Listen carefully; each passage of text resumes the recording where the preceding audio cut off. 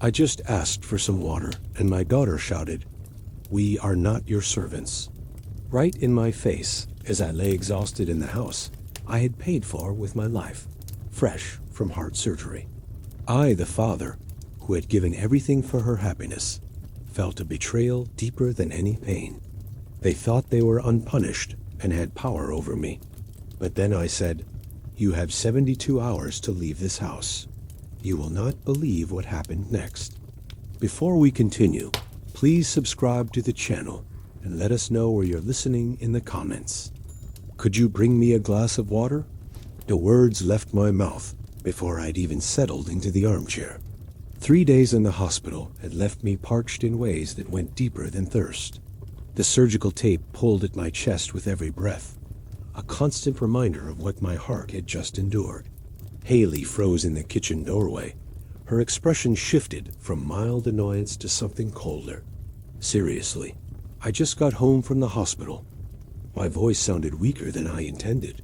The drive had exhausted me more than I'd expected, and now even this simple conversation felt like climbing stairs. She crossed her arms. The gesture was sharp, deliberate. "We're not your servants." The words hit harder than any physical blow. I stared at my daughter, searching for some trace of the little girl who used to bring me dandelions from the yard. Nothing. Her face held the same expression she might use on a stranger, asking for spare change. I spent 3 days in the hospital after heart surgery. Each word came out carefully measured, as if speaking too quickly might tear something inside me. "I'm asking for water." Kaon didn't even look up from the television. The remote control rested in his lap like a scepter of indifference. Some game show blared laugh tracks, while my request hung unanswered in the air between us. "The kitchen's right there." Haley gestured vaguely toward the sink, her wedding ring catching the afternoon light streaming through the window. "You've got legs." I gripped the armrests and pushed myself up.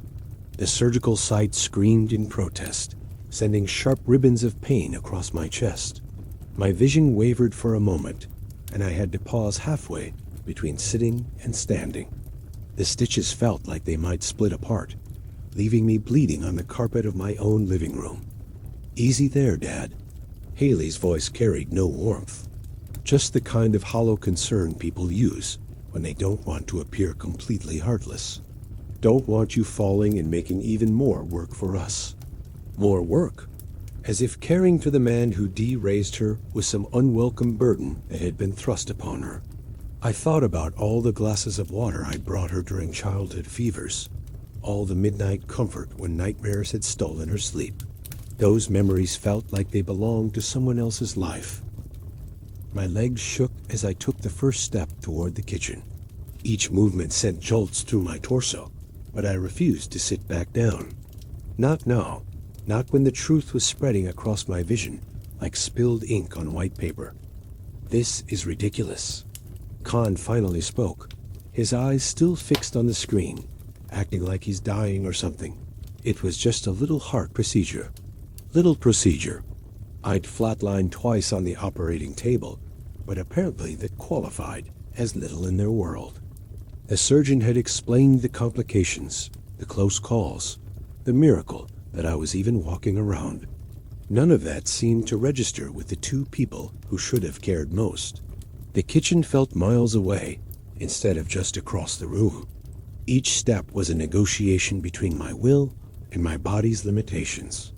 Behind me, I could hear Haley's exasperated sigh, the kind she used to reserve for traffic jams and long grocery store lines. "Next thing you know, he'll want us to cook his meals too," she muttered to Khan.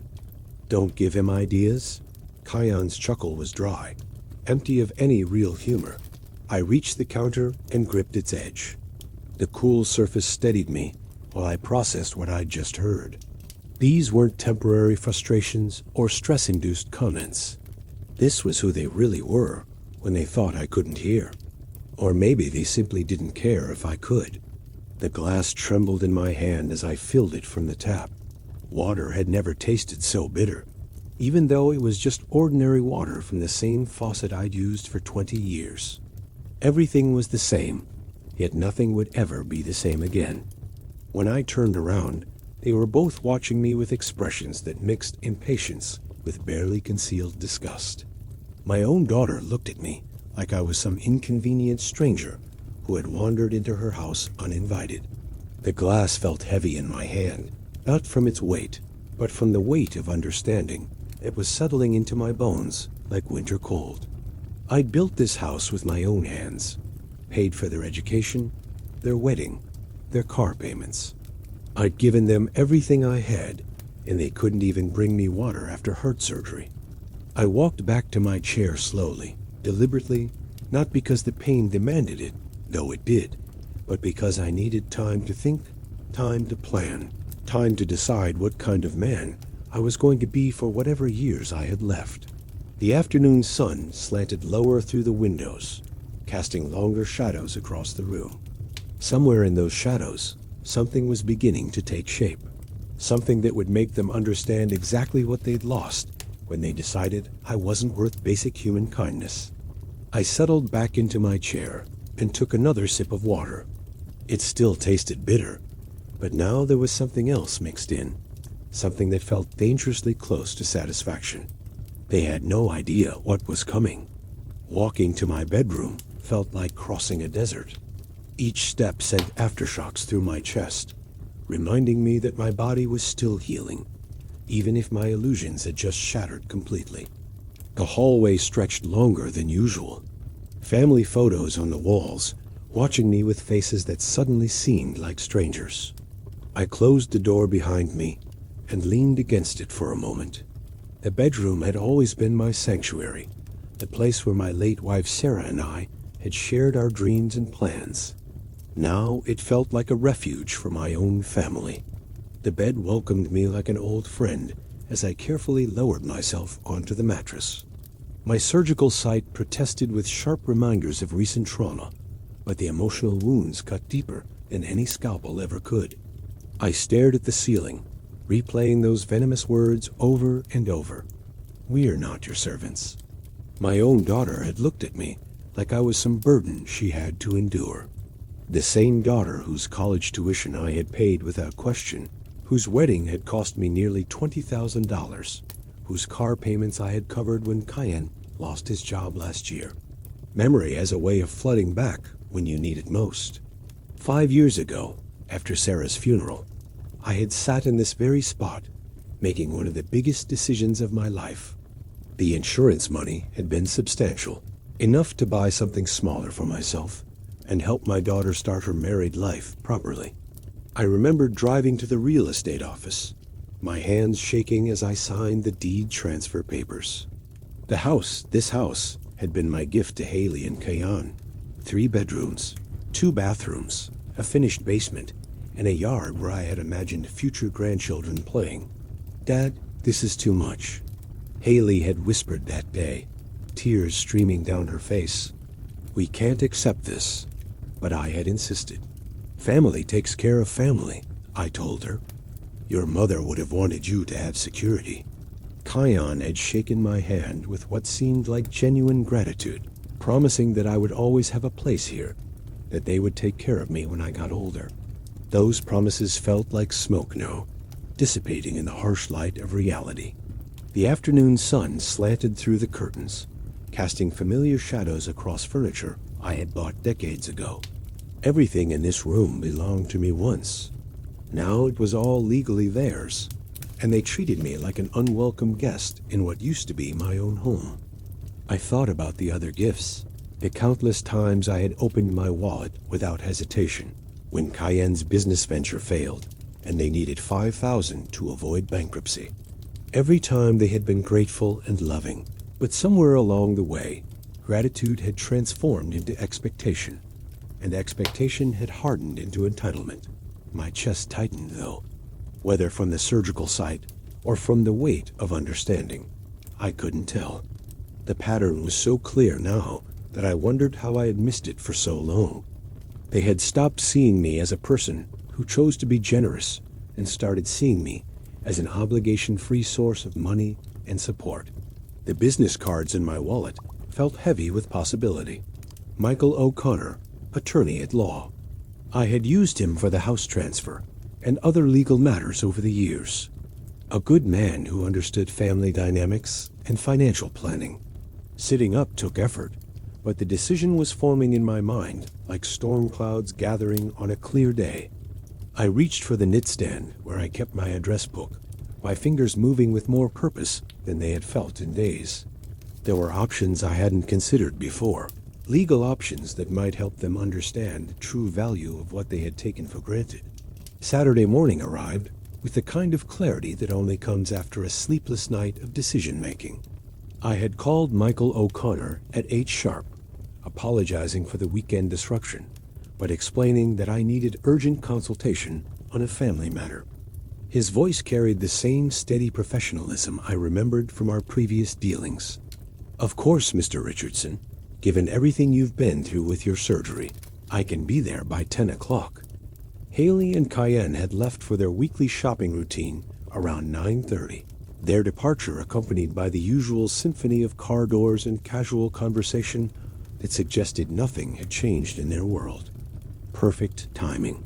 Michael arrived precisely at 10 o'clock, carrying the same worn leather briefcase he'd brought to every meeting over the past decade. His gray suit spoke of weekend sacrifice made without complaint, and his firm handshake reminded me why I had chosen him for important matters. "Please sit wherever you're comfortable."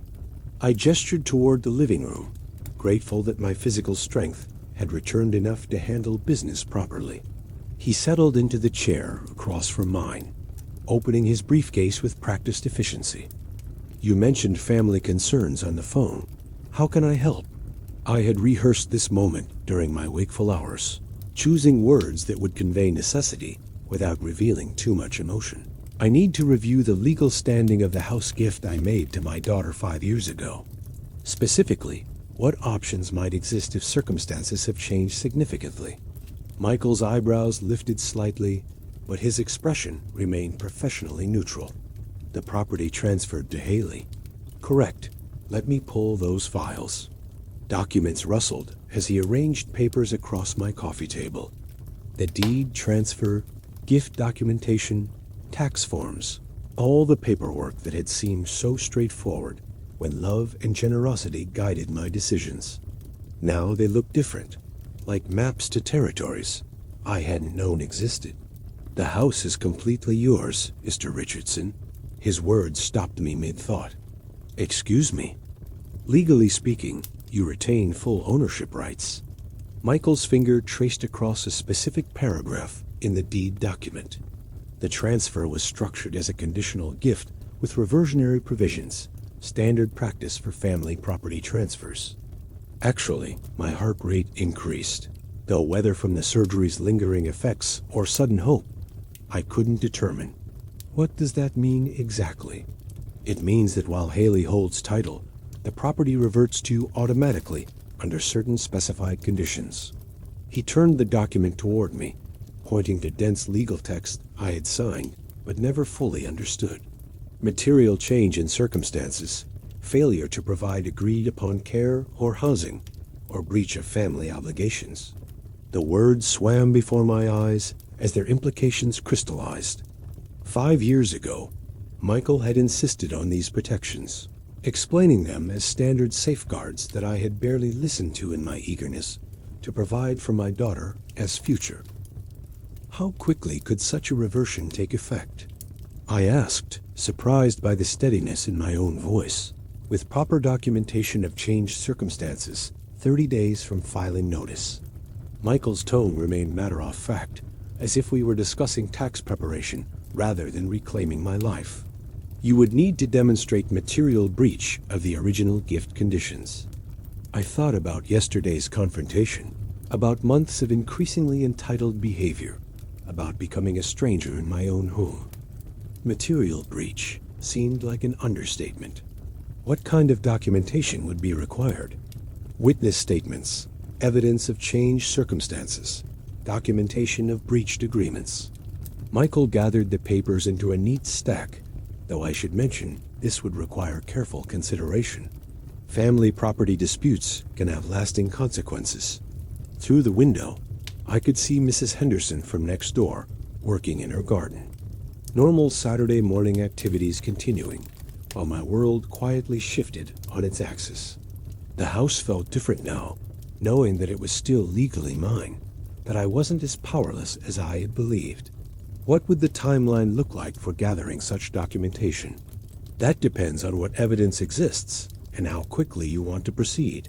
Michael closed his briefcase, but left the documents within my reach. Are we talking about immediate action? Or are you exploring options for future consideration? The question hung between us, like a bridge I hadn't yet decided to cross. In the distance, I could hear the familiar sound of a car approaching. Probably too early for Haley and Khan's return, but it reminded me that my time for private planning had limits. I think, I said carefully, that I need to test whether the current situation might improve before making any irreversible decisions. Michael nodded with the wisdom of someone who had guided other families through similar crossroads. That sounds prudent. Perhaps we should discuss what that test might look like. Evening brought the familiar sound of car doors slamming and shopping bags rustling. I positioned myself near the kitchen sink, timing my presence to appear natural when they entered. The afternoon had been spent processing Michael's revelations, and now I felt ready to conduct my experiment. Haley pushed through the front door first, arms loaded with department store bags. Her designer sunglasses caught the hallway light as she kicked off her shoes with practiced indifference. Cayenne followed, juggling car keys and what looked like takeout containers. "How was your day out?" I asked, keeping my voice genuinely interested. "Fine." Haley's response carried the same dismissive tone I remembered from yesterday. But now I heard it differently, not as a daughter's casual reply, but as evidence for a legal file. They moved through the living room toward the kitchen, and I waited until they had settled their belongings before making my request. Strategic timing mattered for this test. "Could you grab me a glass of water while you're up?" The question stopped Haley mid-motion as she reached for her purse. Her expression shifted from neutral to annoyed in the space of a heartbeat. "Can't you get up yourself?" Perfect. Almost exactly the same reaction as yesterday, but now I was prepared to push further. "I'm still recovering from surgery. It would really help." Cayenne looked up from his phone with visible irritation. "You walked to the kitchen just fine. What's the big deal about walking a few more steps?" I maintained my calm tone, though internally I was cataloging every cruel word from Michael's documentation. "I was hoping you might show a little consideration for your father, who just had heart surgery." Enough of this drama. Khan's voice carried the edge of someone whose convenience had been threatened. "You're not an invalid. Stop acting like one." Haley nodded in agreement, her wedding ring glinting as she gestured dismissively. "Seriously, Dad, you can't expect us to wait on you hand and foot just because you had a medical procedure?" "Medical procedure?" As if my heart stopping twice on the operating table was comparable to getting a tooth cleaned. I stood slowly, making sure they could see the effort it took. The way my hand pressed against my chest, with the surgical site still arced, I see. My voice remained steady, though something cold had settled in my stomach. "So asking for help from my family is unreasonable. When you can help yourself? Yes." Haley's words came out sharp and final. "We're not your personal servants." There it was again. That phrase that had shattered my illusions yesterday now served as confirmation of what I already knew. They hadn't changed. If anything, they seemed more comfortable with their cruelty, as if yesterday's confrontation had given them permission to stop pretending. I walked to the sink and filled my glass, each step deliberate and measured. Behind me, I could hear them resuming their normal evening routine. Haley sorting through shopping bags, Keen settling into his favorite chair with the television remote. The water tasted exactly like it had yesterday, but this time I wasn't drinking it with the bitter taste of broken expectations. This time I was drinking it with the satisfaction of a man who had just gathered the evidence he needed. "Did you find everything you needed while you were out?" I asked, returning to where they sat, most of it. Haley didn't look up from examining her purchases, though. I'll probably need to go back next weekend for that lamp I wanted for the bedroom. Our bedroom. The bedroom in the house that legally belonged to me, where she was planning purchases with money that would better serve someone who actually deserved this place. Every casual assumption of ownership, every dismissive comment, every moment of callous indifference was building a case that Michael could use. I nodded thoughtfully. That sounds like a good plan. Can glanced at me with suspicion, as if my reasonable response was somehow concerning. You feeling all right? You seem different today. Different. If only he knew how different things were about to become. But that conversation would wait for another day when I had all my pieces in position and 30 days' notice had been properly filed. Just thinking about family, I said truthfully, about what really matters. They returned to their evening activities, apparently satisfied that I had accepted my place in their hierarchy. The television flickered with some reality show where people competed for money they hadn't earned, which seemed remarkably appropriate. I finished my water and set the glass down carefully. Tomorrow, I would call Michael again. 20 minutes later, I stood in the living room doorway and made my decision. I need you both to leave my house. The silence that followed felt like the moment before lightning strikes. Haley's magazine slipped from her hands, landing on the coffee table with a soft thud. Kion's thumb froze over his phone screen, his expression shifting from casual indifference to sharp attention. What did you just say? Haley's voice carried a dangerous edge I had never heard before. This is my house. I want you to pack your things and find somewhere else to live. Each word came out steady and clear, backed by Michael's morning revelation about my legal rights. Kion stood up slowly, his full height adding weight to his presence. You're kidding, right? This is our home. No, I replied calmly. This is my home. I gave it to you as a gift. But that gift came with conditions. You've broken those conditions. Haley jumped to her feet, her face flushed with anger and something that looked remarkably like panic. You can't just kick us out. We live here. We have rights. Actually, you don't. The confidence in my voice surprised even me. I spoke with my lawyer this morning. The deed transfer included reversionary clauses. When you failed to provide the care and respect that were part of our original agreement, ownership reverts back to me. The color drained from Haley's face as the implications hit her. No more free housing. No more financial safety net. No more taking everything for granted while treating me like an unwelcome burden. You're bluffing. Khan moved closer, his posture shifting into something more threatening. You're just mad about yesterday trying to scare us. I'm completely serious. You have 30 days to find alternative arrangements. Khan's laugh held no humor whatsoever. 30 days? Where exactly do you think we're supposed to go? Do you have any idea how much rent costs these days? That's not my concern anymore.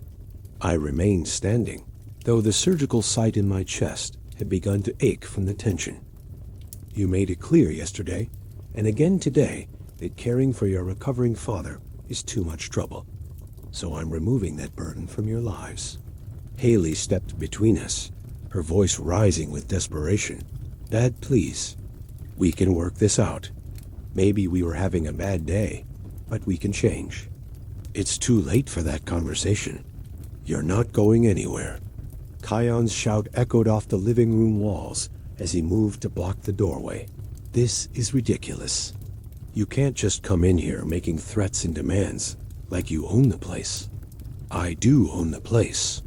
The statement hung in the air like a challenge none of us could take back. I watched as shock transformed into something much more dangerous in both their faces. This wasn't going according to any plan they had imagined. Haley grabbed my arm, her fingers digging in harder than necessary. You need to sit down and think about this rationally. You're not thinking clearly since your surgery. My thinking is perfectly clear. I tried to step around her, but Cayenne moved to block my path again. Where do you think you're going? His voice carried the unmistakable threat of physical confrontation to my bedroom, to call my lawyer. No, you're not.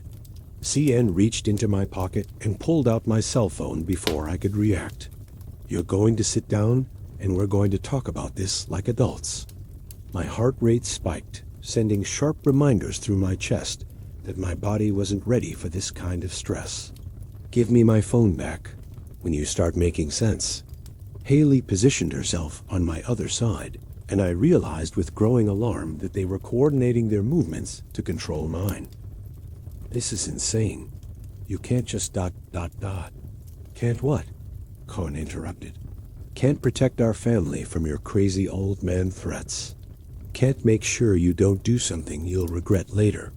They guided me toward the hallway, their grip firm, but not quite painful. Yet my surgical recovery had left me weaker than I wanted to admit, and fighting both of them simultaneously was beyond my current physical capabilities. You're making a serious mistake, I warned as they steered me toward my bedroom. The only mistake, Haley said, pushing open the bedroom door, is letting you get this worked up over nothing. They guided me inside, and Cayenne pocketed my phone with the satisfied expression of someone who had just solved a complicated problem. We'll talk about this tomorrow when you've calmed down, Haley announced. The bedroom door closed with a decisive click, followed by the unmistakable sound of the lock turning from the outside. 30 minutes of testing the door handle and examining the window had confirmed what I already suspected. I was thoroughly trapped. The lock held firm, and the window, while it opened, led to a 15-feet drop onto concrete.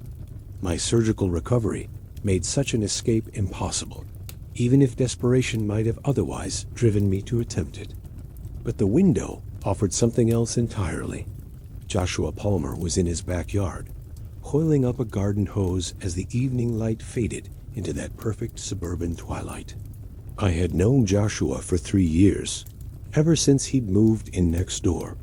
A decent man who kept his property neat and always waved when we encountered each other at the mailbox.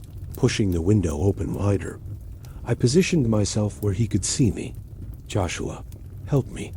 His head snapped up immediately, searching for the source of the voice. When his eyes found mine in the bedroom window, his expression shifted from confusion to concern in a heartbeat. Peter, what's wrong? He dropped the hose and moved closer to the fence line between our properties. I need you to call the police. The words felt strange coming out of my mouth, but the situation had moved far beyond family disputes. My daughter and her husband have locked me in this room and taken my phone.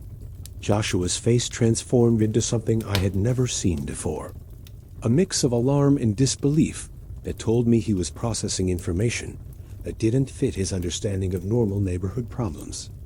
Are you hurt? Do you need an ambulance? No ambulance, just police. I'm recovering from heart surgery, and they're using that to control me physically.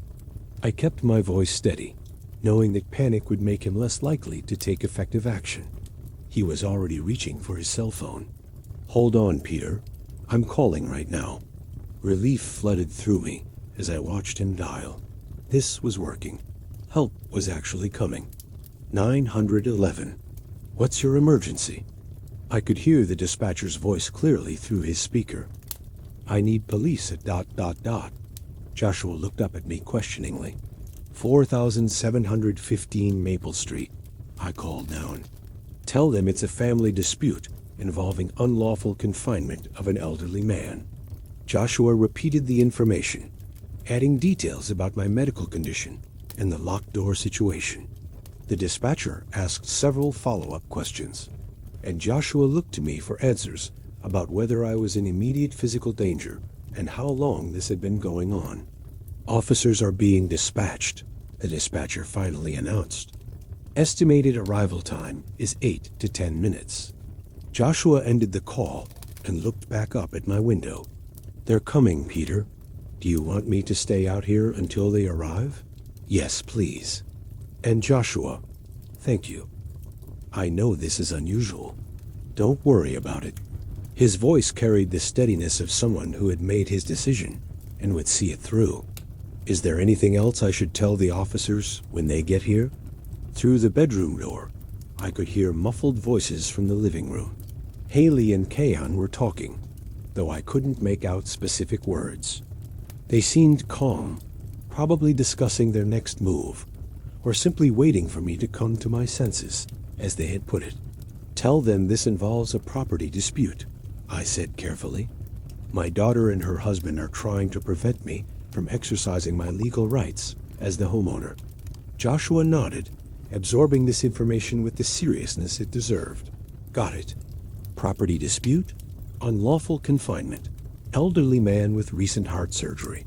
The sound of a car engine rumbled in the distance, though it was too early to be the police response. Still, my heart rate increased with anticipation. This nightmare was about to shift in my favor. They should be here soon, Joshua called up reassuringly. From the living room came the sound of footsteps, in what might have been Haley's voice saying something about checking on me.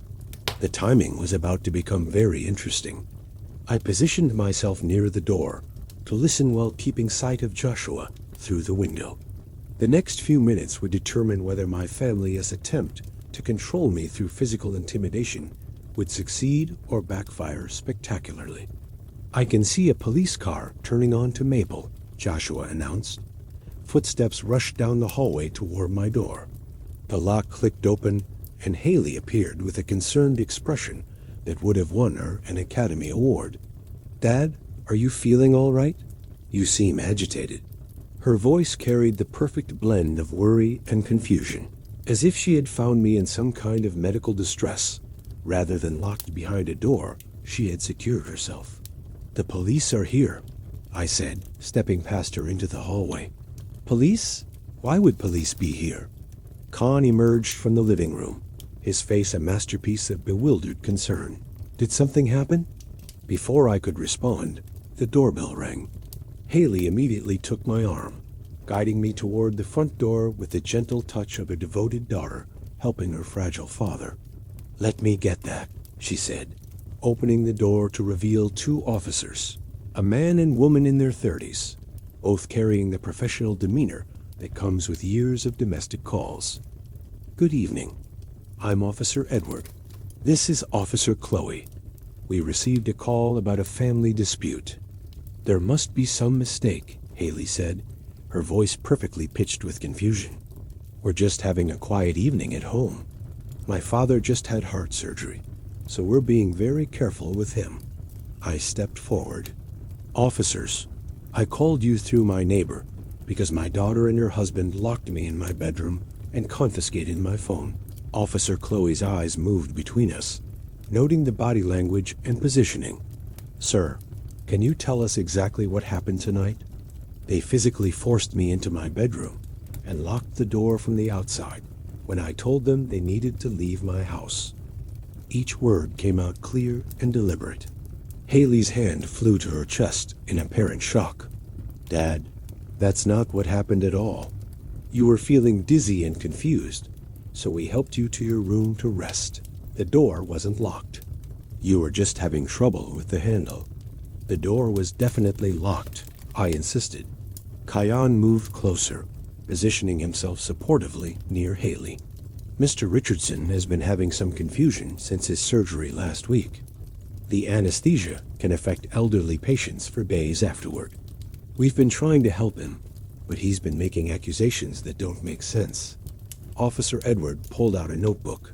Sir, when did you have this surgery? Monday. But I'm not confused. They locked me in that room because I told them to leave my house. Dad is just confused after the anesthesia, Haley said, her voice carrying the patient tone of someone dealing with a difficult medical situation. He's been saying strange things all day. We love him, and we're trying to take care of him, but it's been challenging. Officer Chloe looked around the living room, which appeared completely normal. No signs of struggle, no evidence of the confrontation that had taken place an hour earlier. Mr. Richardson, do you feel safe in this house? Not when they lock me in rooms and take my phone. We didn't take your phone, Dad. Haley reached into her pocket and produced my cell phone. You left it on the kitchen counter. We were charging it for you. The smooth delivery of that lie stunned me. She handed the phone to Officer Edward, who examined it briefly before returning it to me. Mr. Richardson, have you been taking any pain medication since your surgery? Some, but I'm not confused or delusional. My voice carried increasing frustration as I realized how this was playing out. Officer Edward glanced at his partner. Ma'am, has your father been exhibiting any other signs of confusion or disorientation? Haley nodded sadly. He keeps insisting this is his house and that he wants us to leave, but we live here. We take care of him. This afternoon, he was demanding we bring him water and getting very upset when we suggested he could get it himself because I just had heart surgery. We know, Dad. Kayon's voice was gentle, understanding, but the doctor said light activity was good for your recovery. We're just trying to follow medical advice.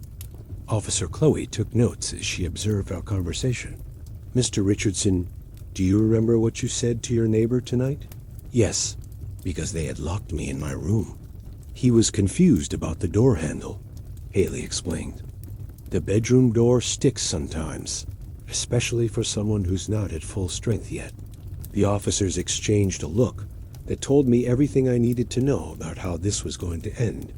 They saw an elderly man recovering from major surgery, possibly confused by medication, making accusations against family members who appeared concerned and caring. Folks, it seems like there might be some misunderstanding here related to post-surgical recovery, Officer Edwards said diplomatically. Mr. Richardson, if you feel unsafe or need help, you can always call us. But right now, I don't see evidence of any crime being committed. They stayed for another 10 minutes asking basic questions and taking notes, but the outcome was predetermined from the moment Haley produced my phone and blamed everything on surgical confusion. After the officers left, the house fell into an ominous quiet. Haley and Kayan stood near the front door, their expressions transforming back to the cold calculation I had seen earlier. That was a very stupid thing to do, Kayan said, his voice carrying a threat that the officers had never heard. They locked me in my bedroom again, but this time they took everything from me, from my phone to my documents. The 90 minutes I spent in that bedroom gave me time to think, and my thoughts led me to a decision that my body would probably not like. The window beckoned me like a challenge I couldn't ignore, 15 feet to the ground. For a healthy person, it would be doable. But for someone who had undergone heart surgery 5 days ago, it could end in disaster. But remaining imprisoned in my own home seemed a worse fate than risking a fall. I opened the window as wide as possible, studying the fall. The landscape below offered some mercy, a flower bed with soft soil rather than concrete pavement. Small blessings for desperate people. From my daughter and her husband's room came the sounds of television, laughter, and casual conversation. Haley and Callan settled into their evening routine, confident that their performance in front of the police had solved the problem once and for all. That confidence would work to my advantage. Climbing out the window requires core strength, which heart surgery temporarily robs you of. Every movement sent sharp reminders through my chest, but the humiliation of being outsmarted by my own family burned hotter than any physical pain. I pushed one leg through the opening and the other until I sat on the windowsill like an elderly burglar, planning the most pathetic robbery in the world. The ground seemed farther away from this angle, and I wondered briefly if despair always felt like this, like standing on the edge of something with no good options. The fall shook every bone in my body when I finally let go. Pain shot through the surgical incision like electricity, and for a moment, I lay motionless in the flower bed, waiting to see if anything important had torn. When no immediate disaster announced itself, I struggled to my feet and brushed the soil off my clothes. Moving around the perimeter of the house required stealth that I hadn't needed since playing hide and seek as a child. Every step had to be calculated to avoid the gravel path and the motion sensor near the garage. The familiar landscape of my own property had turned into an obstacle course. At the front door, I crouched down carefully and lifted the doormat. The spare key was exactly where I had put it 3 years ago. A simple precaution that now seemed providential. My fingers trembled slightly as I inserted it into the lock. Whether from tension or excitement, I couldn't tell. The door opened silently on the hinges I had oiled myself last month. Inside the house felt different than it had an hour ago. No longer a prison, but not quite a home either. Something in between, a battlefield where the first skirmish had gone badly, but the war was far from over. Voices drifted from the living room, relaxed and casual. They were discussing plans for the weekend. Ordinary household conversations between people who believed they had successfully neutralized the threat. The irony would have been funny if it weren't so outrageous. I carefully made my way to my bedroom, avoiding the creaky floorboards and direct view from the living room. My goal was not confrontation. Not yet. First, I needed access to my documents, my lawyer's contact information, and the legal weapons Michael had confirmed I had. The hallway stretched out before me like a path to reclaiming everything they were trying to take away. Each step brought me closer to the documents that would prove I was neither confused nor powerless, just temporarily outmaneuvered. In the living room lay the details of the deed, Michael's business card, and the detailed notes I had taken during our morning consultation. With these tools and my newfound mobility, the game could begin again, this time with different rules and a player who understood exactly what he was fighting for. They were about to find out how wrong they were. After gathering everything I needed, I returned to my bedroom. The next morning, climbing out the window as before, I headed to Michael's office, which that morning seemed like a sanctuary. Polished wood and legal reference books embodying order in a world that had temporarily lost its balance. He agreed to meet me at 8, sacrificing his day off for a situation he clearly recognized as urgent. "Mr. Richardson, you look like you haven't slept much." He poured coffee from a thermos he had brought from home. "Tell me what's happened since yesterday." I explained the evening's events, the confrontation, the confinement, the police call that backfired spectacularly. Michael listened without interruption, occasionally making notes on a legal pad. "So they physically locked you in your own bedroom and convinced responding officers that you were confused due to surgery." His tone carried professional outrage that felt enormously validating. "Exactly. They're skilled manipulators, and they used my medical condition against me." Michael leaned back in his chair, fingers steepled in the classic lawyer thinking pose. "This changes everything. What we discussed yesterday as a possibility has now become a necessity." He pulled out the folder from our previous meeting, spreading documents across his desk like a general planning a campaign. The gift deed revocation we discussed. We're no longer talking about exploring options. We're talking about immediate action. How quickly can we proceed given the circumstances you've described? Quite quickly. Michael reached for a thick legal reference book.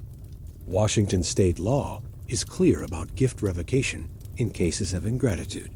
When recipients treat the donor with hostility, cruelty, or fail to fulfill implied conditions of care, the gift can be legally revoked. The words fell on my ears like music. After 24 hours of feeling powerless, I was remembering what it felt like to have options. What exactly would the process involve? Michael opened his laptop and began typing. First, we prepare a formal notice of gift revocation. This document outlines the legal grounds, their hostile treatment, failure to provide reasonable care during your recovery, and the changed circumstances that justify reclaiming the property. And then we serve them with the notice. They have 30 days to vacate the premises. His fingers continued moving across the keyboard as he pulled up legal templates and precedent cases. If they refuse, we can pursue immediate legal action for unlawful possession. The efficiency of legal machinery felt intoxicating after the chaos of family manipulation. Here were rules, procedures, deadlines, things that couldn't be argued away with crocodile tears and claims of post-surgical confusion. What if they contested? They can try, but the burden of proof shifts to them to demonstrate that their treatment of you was reasonable and that they fulfilled the implicit conditions of the gift. Michael's smile carried the confidence of someone who had seen this type of case before. Given what you've described, and particularly the incident with the police, I doubt they'll want this matter examined in detail by a court. Michael spent the next hour drafting documents, explaining each section as he worked. The formal legal language felt like armor, protection against the emotional manipulation that had nearly cost me everything. The notice of gift revocation will be ready for service tomorrow morning, he announced, printing multiple copies on official letterhead. I recommend having it served by a professional process server rather than attempting to deliver it yourself. And if they try to claim I'm mentally incompetent, that's actually working in our favor now. Michael gathered the documents into a neat stack. Their claim to the police that you were confused due to surgery could be seen as elder abuse, using your medical condition to dismiss legitimate concerns about your property rights. The irony was perfect. Their manipulation strategy had created evidence of the very behavior that justified gift revocation. How long before this is final? Assuming they don't contest, and I suspect they won't once they understand the legal reality, you could have full possession back within 60 days. Michael sealed the documents in an official envelope. However, the psychological impact will be immediate. They'll realize that their control over this situation was always an illusion. Standing to leave, I felt something I hadn't experienced since Friday afternoon. Genuine optimism. The law was on my side. I had professional representation, and my family was about to learn that treating your elderly father like an inconvenience carries consequences. Michael, I can't thank you enough for meeting me today. Mr. Richardson, what happened to you this weekend was unconscionable. I'm glad we can correct it. He handed me the envelope containing copies of the legal documents. I'll call you tomorrow once the process server has been scheduled. Walking toward the office door, I realized that everything had changed. I was no longer a confused old man making baseless accusations. I was a property owner exercising his legal rights with professional representation and due process of law. The drive home would give me time to plan exactly how I wanted to handle the next phase of this situation. Monday morning brought clarity and official documents printed on Michael Ochner's letterhead. I stood in the living room, holding papers that would change everything, waiting for the perfect moment to reclaim what had always been mine. Haley was in the kitchen making coffee, moving with the casual confidence of someone who believed she owned the house around her. Sion sat at the dining table, scrolling through his phone, probably planning his day without any awareness that his world was about to collapse. Haley, Kyan, I need you both in here. My voice carried an authority they hadn't heard before. Not the confused, pleading tone of a sick old man asking for water, but the firm command of someone holding all the cards. They exchanged glances as they moved into the living room.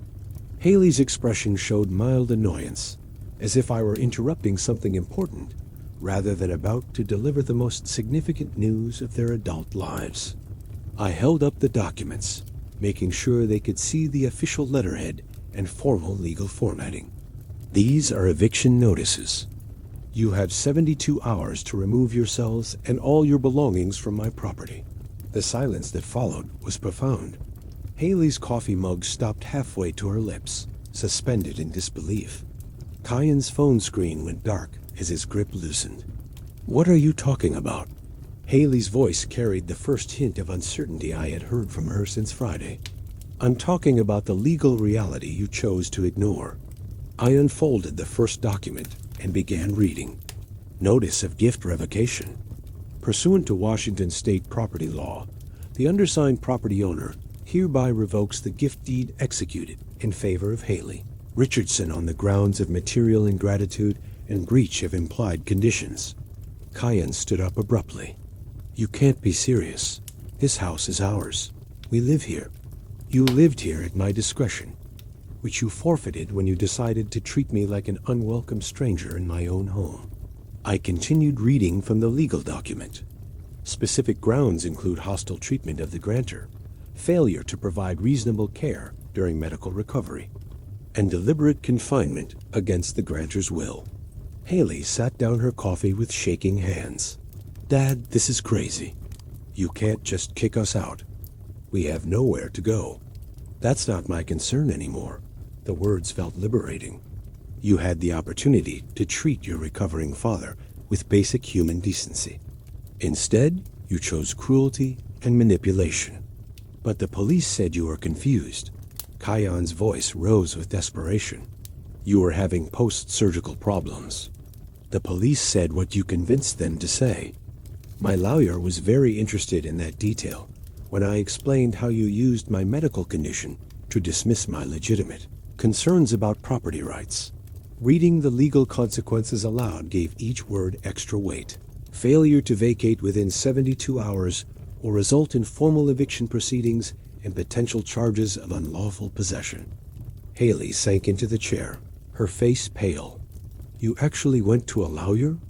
I went to my lawyer, the same one who handled the original gift deed 5 years ago.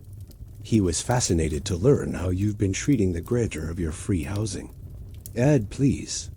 Haley's voice cracked with the first genuine emotion I had heard from her since this began. We can work this out. We can change. I know we've been difficult, but we can fix this. 72 hours. I folded the documents back into their official envelope. Starting now. Khan moved closer, his posture aggressive. You think you can just threaten us after everything we've done for you? Everything you've done for me? The irony was breathtaking. You locked me in a bedroom and convinced police officers I was mentally incompetent. Exactly. What have you done for me? We let you live here. Haley protested. You let me live in my own house. I placed the legal documents on the coffee table where they couldn't ignore them. The house I bought with my own money and gave to you as a gift, thinking you would provide the love and care that justified such generosity. The room fell quiet, except for the sound of Haley's increasingly rapid breathing. The papers sat between us like a bridge they couldn't cross, separating their old world of entitlement from the new reality of consequences. Where are we supposed to go? Kion asked, his voice smaller now. That's something you should have considered before deciding I wasn't worth basic human kindness. I moved toward the hallway, leaving them to process their new circumstances. 2 hours. The clock is ticking. Behind me, I could hear Haley beginning to cry, and Kion's voice rising as he started making urgent phone calls. The sound of their panic was the sweetest music I had heard in years, but I wasn't finished with them yet. They still didn't understand the full scope of what they had lost, or why this house had meant so much to me in the first place. Tuesday afternoon found us sitting around the kitchen table like a family again, though the dynamic had shifted completely since Monday morning. Haley's eyes were red from crying, and Ken looked like he hadn't slept in 2 days. The eviction notice lay between us like a ticking bomb. Dad, please? Haley's voice carried a desperation I had never heard before. We know we made mistakes. We know we treated you badly, but we can change. We can be the family you deserve.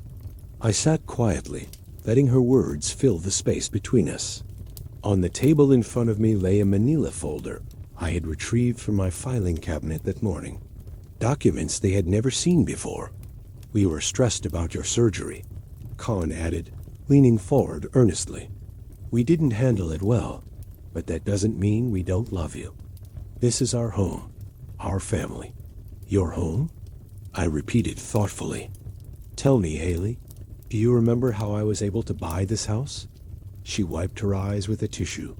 You said you had saved money from your contracting business. That's partially true, but where do you think the down payment came from? A house this size in this neighborhood that required substantial money up front. Haley and Khan exchanged glances. I don't know. Your savings. I opened the manila folder and spread several documents across the table. Official letterhead from Northwestern Mutual Life Insurance Company. Death certificates, beneficiary claim forms, all dated 5 years ago. This house was bought with the insurance money from your mother's death. The silence that followed was absolute. Haley stared at the papers as if they were written in a foreign language. Her face went through several expressions: confusion, disbelief, and then a dawning horror that was painful to watch. The life insurance policy your mother maintained for 20 years specifically to provide security for our family. I pointed to the beneficiary designation form. $350,000, paid out 6 months after the funeral.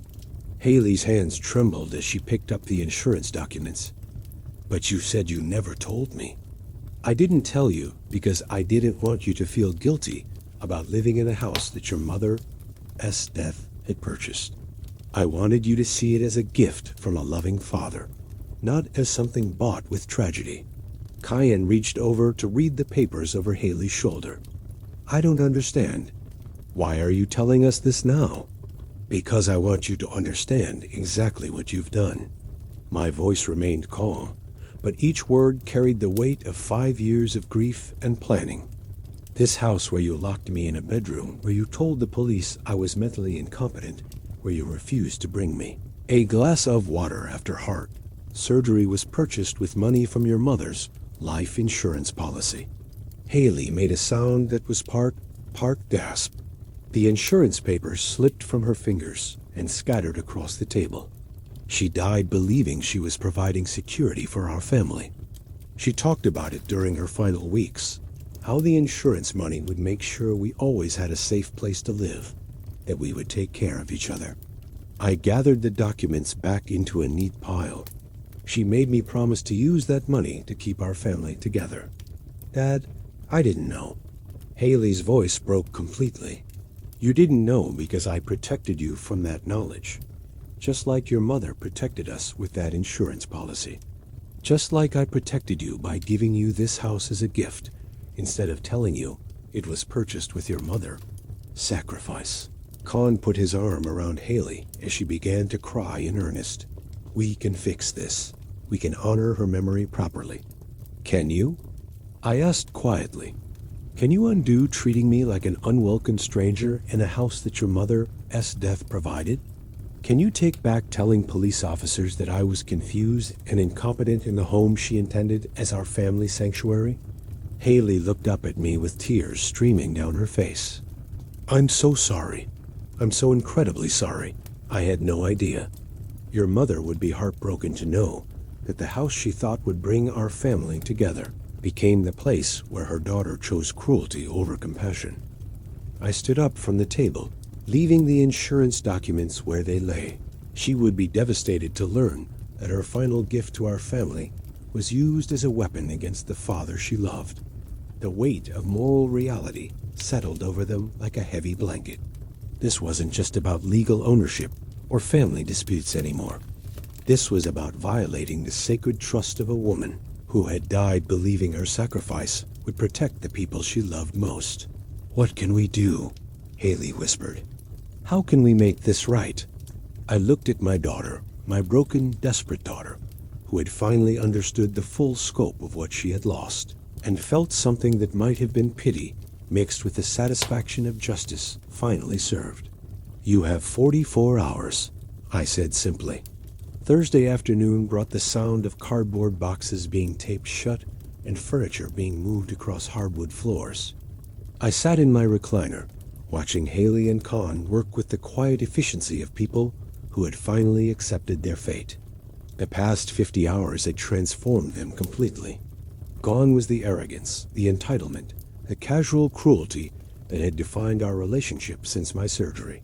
In its place was something I had never seen from them before. Genuine remorse, mixed with the hollow exhaustion of people who had learned what it meant to lose everything.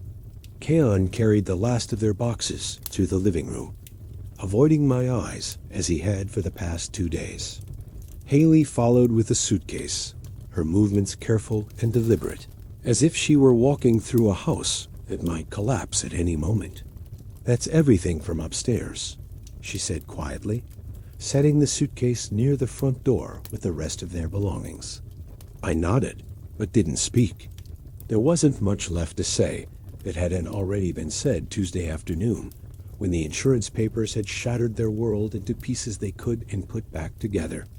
The house keys lay on the coffee table between us, still attached to the keychain Haley had bought when I first gave her the house 5 years ago. A little silver charm that read "Home Sweet Home." Ironic now, considering how sweet this home had proven not to be for the man who had made it possible. "Dad," Haley said, approaching my chair with the hesitant steps of someone who wasn't sure they had the right to speak. "I need you to know that I understand what we did. What I did." I looked up at her.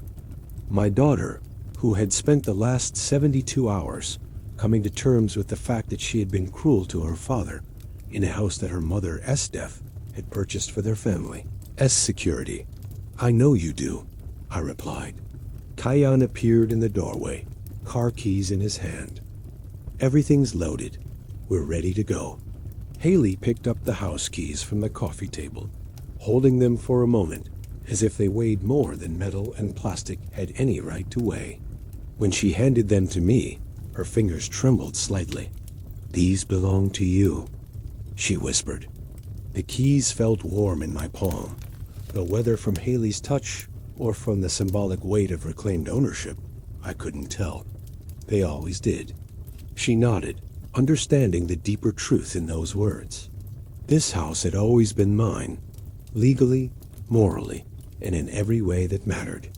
She had simply been allowed to live here through my generosity. A generosity she had repaid with contempt and cruelty. "I'm sorry about Mom," she said, her voice breaking slightly. "I'm sorry we dishonored her memory in the house she provided for us. Your mother would have wanted you to treat me with love and respect," I said calmly. "She would have been heartbroken to see what you chose instead." Khan stepped forward, extending his hand toward me. "Mr. Richardson, I want you to know that I take full responsibility for my part in this. I supported Haley's behavior, and I participated in treating you badly. That was wrong." I shook his hand briefly. "Now you know what it means to lose a home." The words carried the weight of perfect justice. They had made me feel unwelcome in my own house, had treated me like a burden in the place where I should have felt most secure. Now they would learn what it felt like to be homeless, to have no place that was truly theirs. They walked toward the door together, Haley pausing at the threshold to look back one final time. "Will you ever forgive us?" "That's not the question you should be asking," I replied. "The question is whether you remember this lesson well enough to treat the next person with the kindness you should have shown me." The door closed behind them with a soft click of finality. Through the window, I watched them load their remaining belongings into their car and drive away from the property that would never again be their home. Silence settled over the house like a comfortable blanket. For the first time in almost a week, I was alone in my own home, without the weight of family tension or the threat of being treated like an unwelcome stranger in my own domain. I looked down at the keys in my hand, then at the insurance papers still scattered across the coffee table. Sarah would have been proud to see justice finally served, to know that her sacrifice had ultimately protected the family she had loved, even if it had taken longer than anyone might have expected. Walking through the rooms of my house, truly my house again, I felt something I hadn't experienced since before my surgery. Peace. Not the peace of revenge, but the deeper satisfaction of justice properly served and lessons properly learned. Outside, the spring afternoon continued its gentle progression toward evening, and I was home. If you like this story, please like this video, subscribe to the channel, and share your impressions of this story in the comments. To listen to the next story, click on the box on the left. Thank you for watching.